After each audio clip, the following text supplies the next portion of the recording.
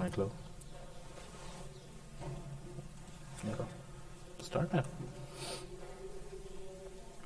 नमस्कार दोस्तों, SSC GD review की क्लास में आपका फिर से स्वागत है।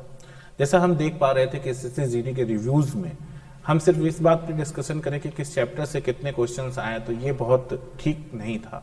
मुझे जो समझ में आया कि हम रिव्यूज लेकर आपके लिए top 20 questions, expected top 20 question जो जीडी के एग्जाम में कल परसों या आने वाले किन्हीं भी शिफ्टों में आ सकते हैं या वैसे सवाल संभावित हैं, उस पैटर्न को फॉलो करते हुए हम आज से आपके लिए शुरू करने जा रहे हैं प्रतिदिन एसएससी जीडी के संभावित हॉट टॉप 20 क्वेश्चंस, और हमारा टारगेट है 20 आउट ऑफ 20। तो इस टारगेट को रखते हुए बच्चों आपको मेहनत करनी है हमारे साथ, और आज से हम प्रतिदिन आपके लिए रोज डेली का रिव्यू लेके 20 क्वेश्चन उस पैटर्न पे तैयार करेंगे मैथ्स के, और हम आप डिस्कस करेंगे।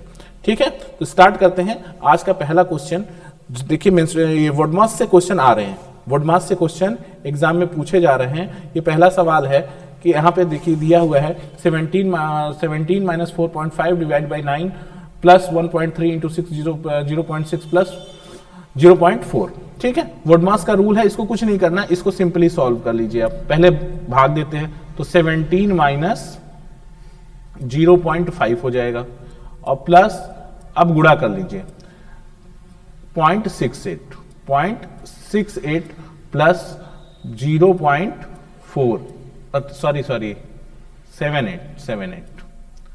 78 होगा। इसको सॉल्व कर लेंगे। अब इसको कुछ नहीं करना है, इसको घटा लेंगे तो कितना आ जाएगा, ये आ जाएगा 16.5 प्लस 0.78 और प्लस 0.4। इसको जब पूरा आप एड अप करेंगे तो आ जाएगा 17.68। ये आपका फर्स्ट जो है ऑप्शन आपका सही हो जाएगा। ठीक है, नेक्स्ट क्वेश्चन ध्यान दीजिएगा। नेक्स्ट क्वेश्चन थोड़ा सा ब्लर आ रहा है, मैं आपको लिए पढ़ देता हूं, क्वेश्चन को ध्यान से समझ लीजिए।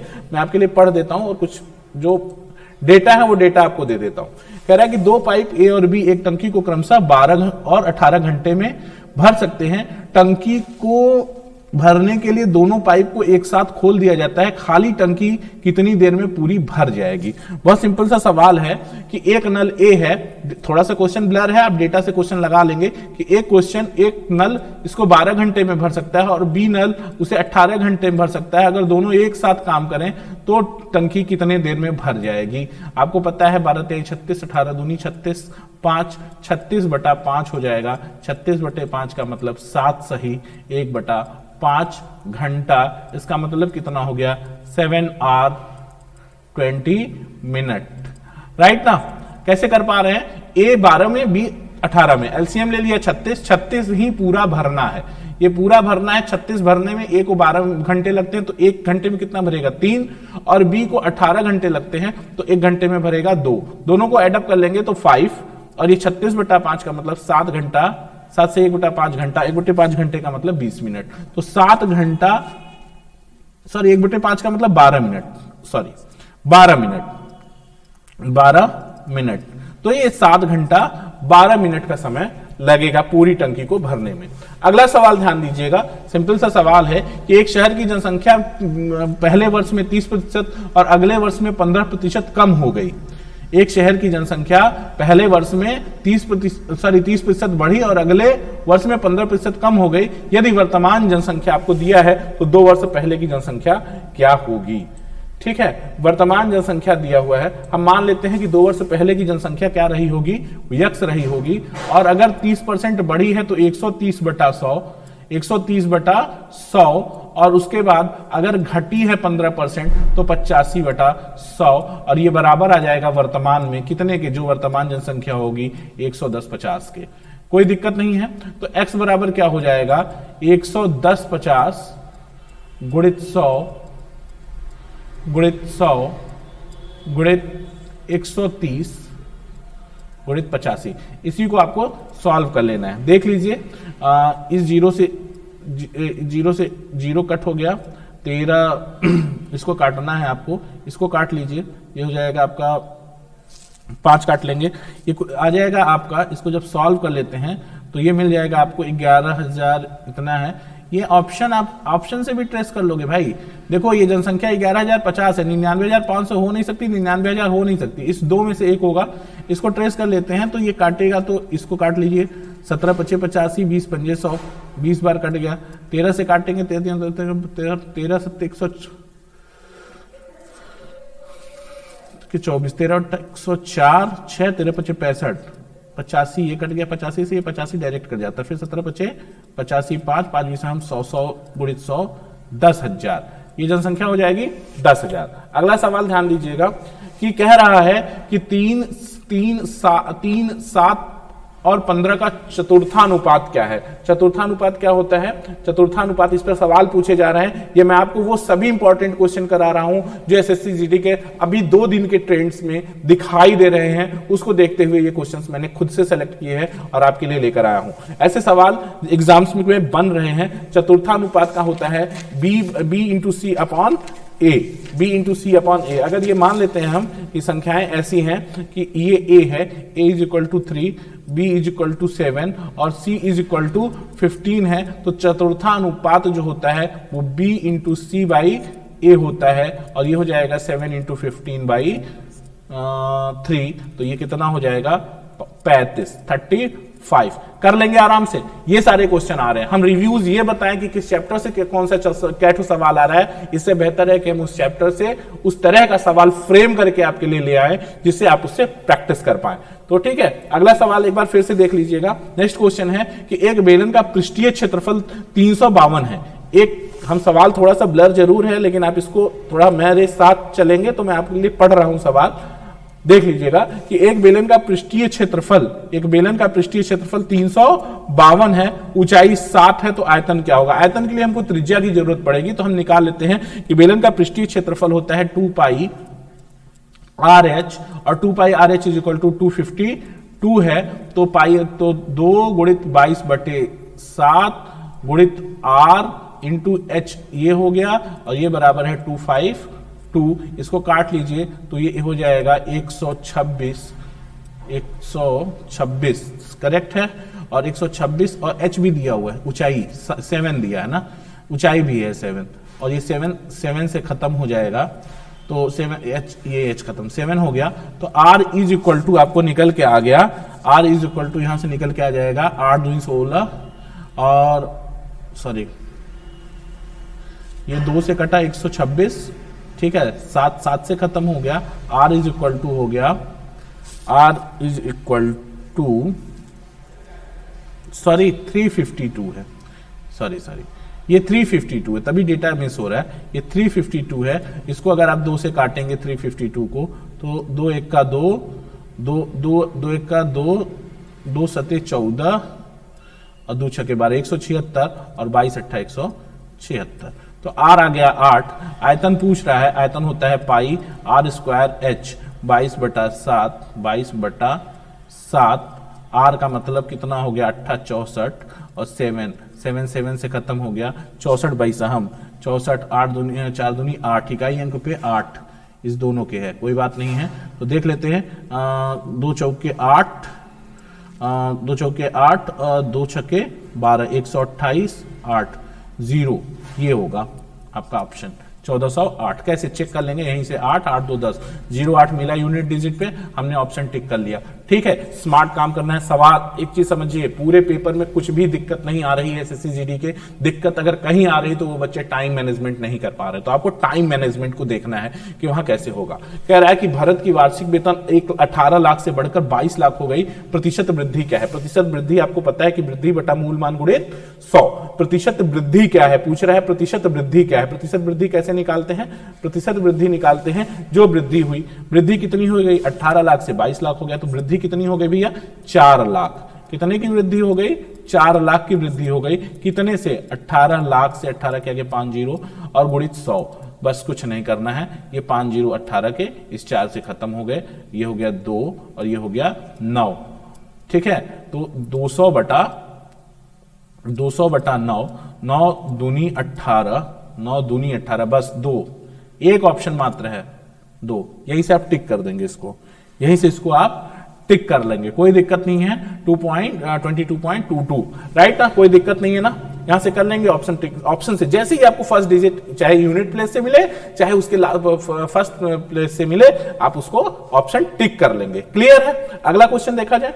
अगला क्वेश्चन है कि 6 और 12 से अभाज्य छोटी से छोटी पूर्ण वर्ग संख्या। देख लीजिए इस ऑप्शन में ही दो ऑप्शन ऐसे हैं जो पूर्ण वर्ग नहीं है, तो उस पर विचार ही नहीं करना है। पूर्ण वर्ग पूछ रहा है तो ना 192 पूर्ण वर्ग है और ना 108 पूर्ण वर्ग है। ठीक है, पूर्ण वर्ग है क्या 144, 36, 12 से 36 भी कट जाएगा और 6 से भी कट जाएगा, तो छोटी से छोटी संख्या 36 है जो पूर्ण वर्ग है और विभाजित है। अगला सवाल है, ये सवाल थोड़ा सा बहुत ज्यादा ब्लर हो गया है, इसको मैं आपको फिर से पढ़ देता हूं अच्छे से आपके लिए। ये सवाल ये है कि ए किसी कार्य को 18 दिन में तथा बी वही कार्य 36 दिन में पूरा करता है। मैं डेटा ले लेता हूं, आप क्वेश्चन समझ जाएंगे, मैं आपके लिए पढ़ भी दे रहा हूं कि एक सवाल है कि ए एक कार्य को 18 दिन में करता है, ए एक कार्य को 18 दिन में करता है और बी वही कार्य 36 दिन में करता है। ए किसी कार्य को 18 दिन में और बी वही कार्य 36 दिन में पूरा करता है यदि ए कार्य समाप्त होने के 4 दिन पहले काम छोड़ दे।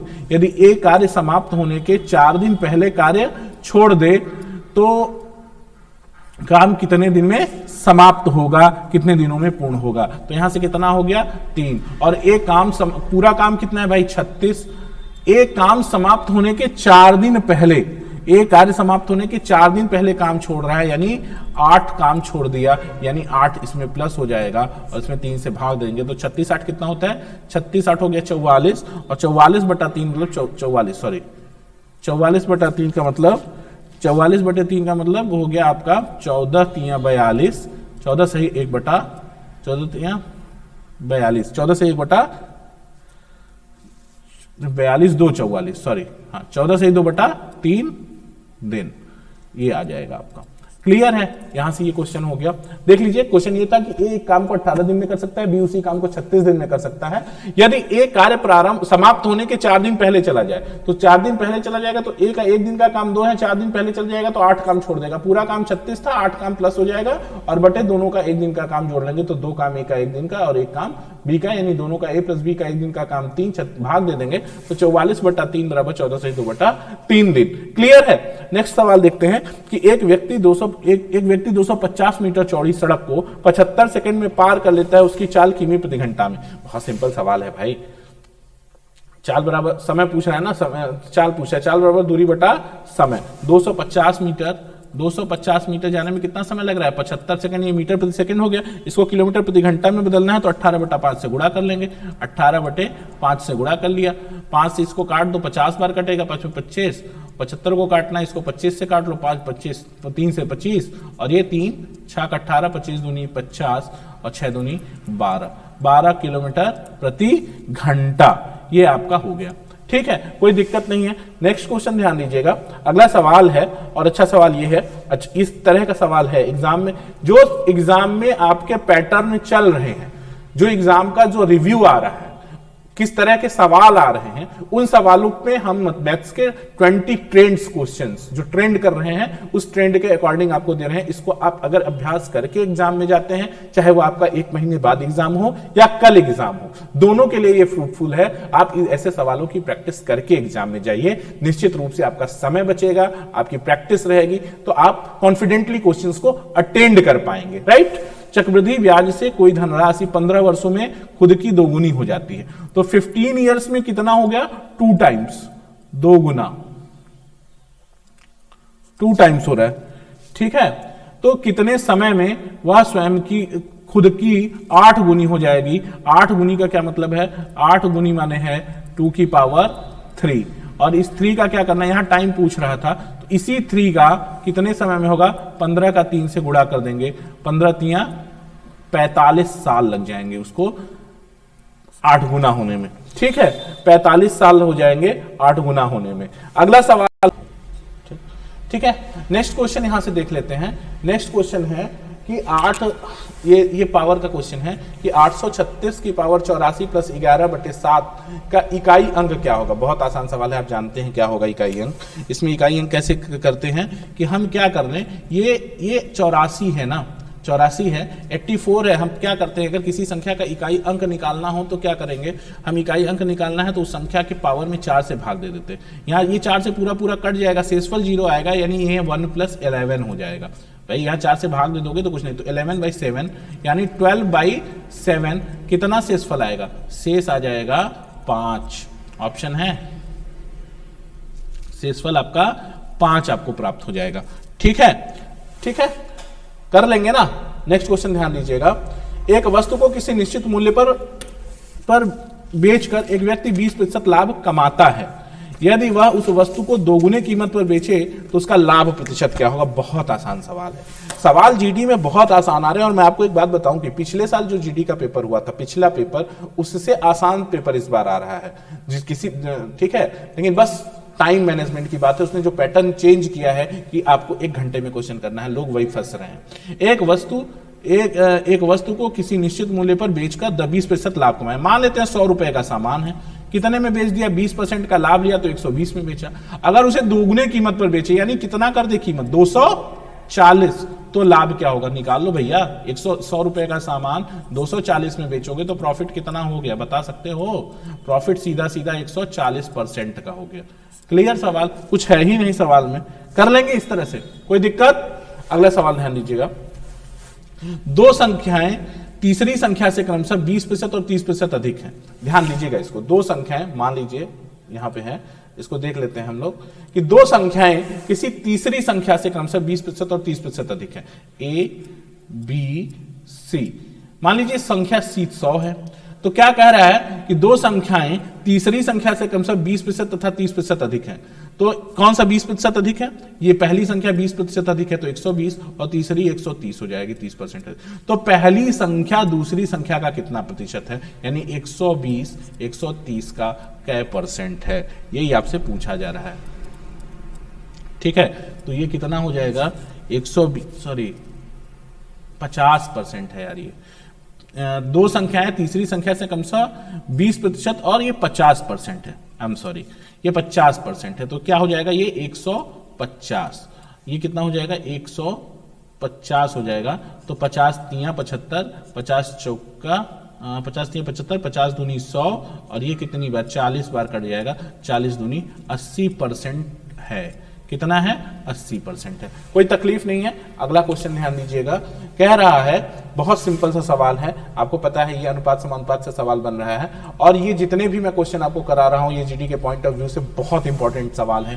हो सकता है कल के एग्जाम में आ जाए आपको, या आपके अगले शिफ्ट में आ जाए।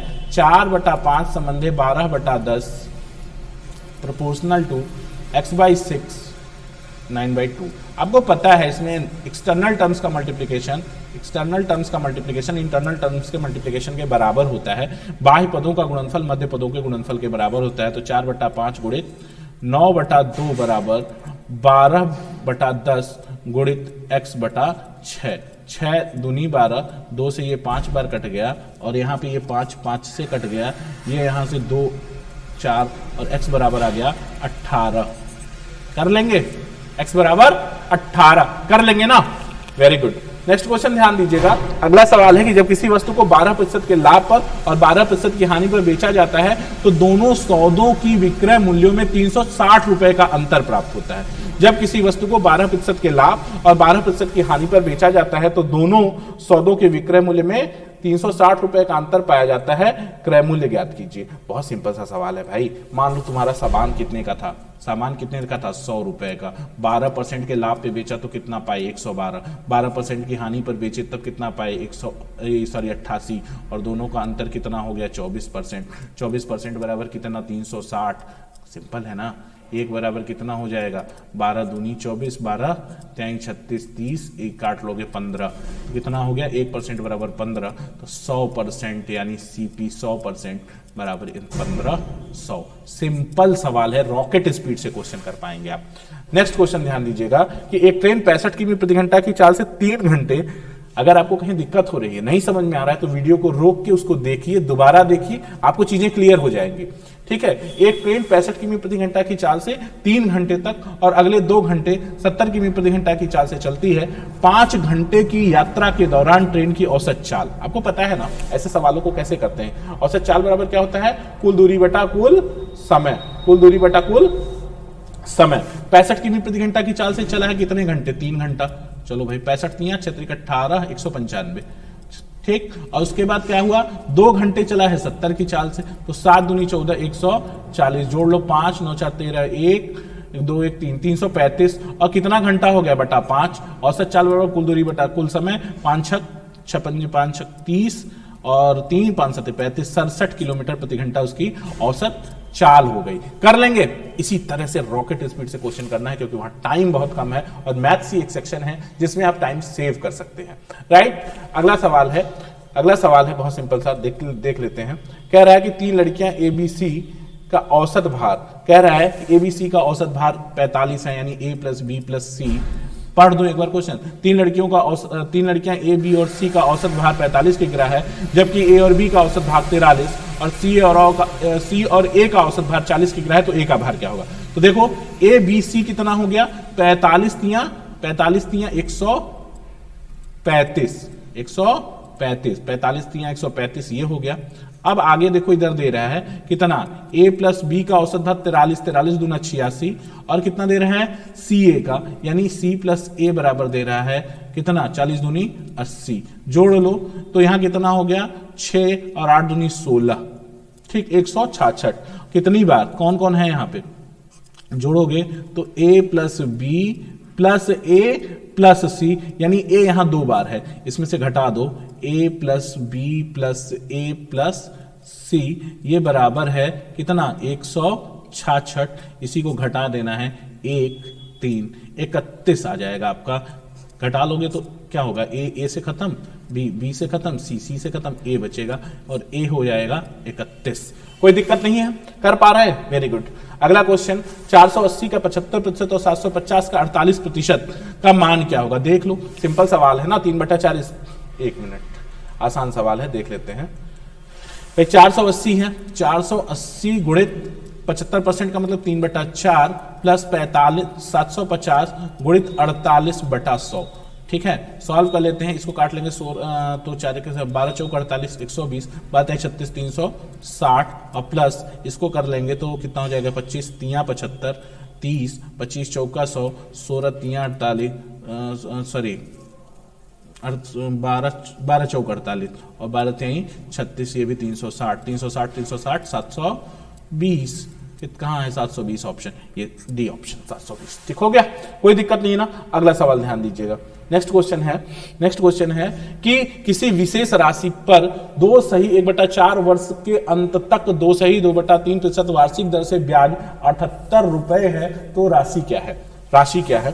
तो सीधा सा है कि आपको ये सवाल दे रहा है, ये साधारण ब्याज का सवाल है। साधारण ब्याज बराबर मूलधन गुणित दर गुणित समय बटा 100। एकदम सिंपल फार्मूला बेस्ड क्वेश्चन है कि आपको दे रहा है कि ब्याज दे रहा है 78 रुपए, आपसे मूल राशि पूछ रहा है P, आपको समय दिया हुआ है 2 सही 1/4 वर्ष है, 4 दूनी 8 9/2, और दर दिया हुआ है 2 सही 2/3 या 2 3 6 3 2 3 6 2 8/3 और पूरे का बटा 100, ठीक है। सॉल्व कर लेते हैं, 3 3 9 और 2 चौके 8, तो ये चाहते हैं 12 हो गया, 78 बराबर, सॉरी 3 3 9 2 चौके 8 3 चौके 12 P/100, यानी 12 P/100। इसका मतलब ये हो गया कि 7800 बटा 12,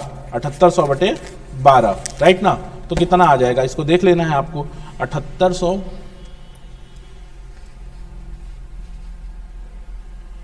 बटा 12, कुछ गड़बड़ हो रहा है, देख लेते हैं। ये P है, ये राशि कितनी हो गई, 4 दूनी 8 1 9/4 हो गया, और ये कितना हो गया, 3 दूनी 6 2 8/3 हो गया, राइट ना, 8/3 हो गया, ठीक।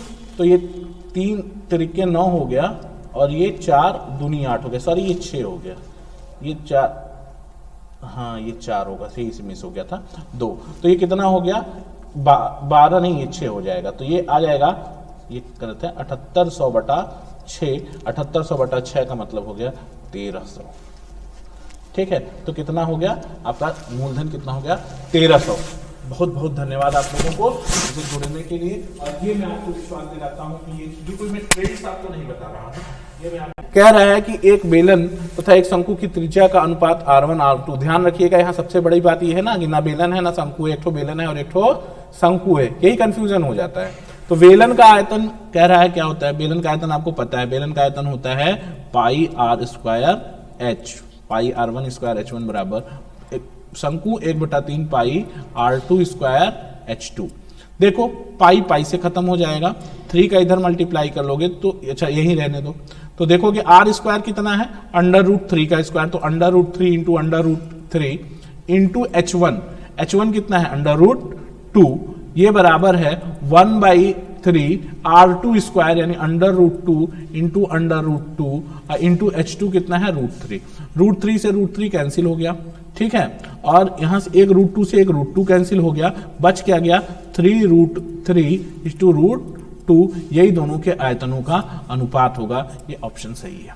क्लियर है, कोई दिक्कत, कोई तुक तकलीफ, कष्ट कर लेंगे ना, तो सिंपल सा सवाल है, आप इस तरह से कर लेंगे। और ये मैंने जो भी क्वेश्चन आपको बना के दिए हैं आज, जो क्वेश्चन मैंने आज आपके लिए सॉल्व किया है, ये क्वेश्चन एसएससी जीडी के अब जो तक जो पेपर हुए हैं उनके ट्रेंड्स के बेसिस पे हमने 20 क्वेश्चंस किए हैं। हमारा टारगेट है कि 20 आउट ऑफ 20 क्वेश्चन आप अटेम्प्ट करके आइए और 20 क्वेश्चंस करेक्ट क्वेश्चन अटेम्प्ट करके आइए। इसलिए हम जो अभी एग्जाम्स चल रहे हैं जीडी के, उसके जो रिव्यू आ रहे हैं, उस रिव्यू के एनालिसिस के बेस पर ये 20 क्वेश्चंस आपके लिए लेके आ रहे हैं। हम रोज लेके आएंगे, हो सकता है इस तरह के और इसी पैटर्न का अगर आप प्रैक्टिस करके जाते हैं तो निश्चित रूप से आप गणित में, मैथमेटिक्स के सेक्शन में 20 में 20 सवाल करके आएंगे, इस बात का दावा है।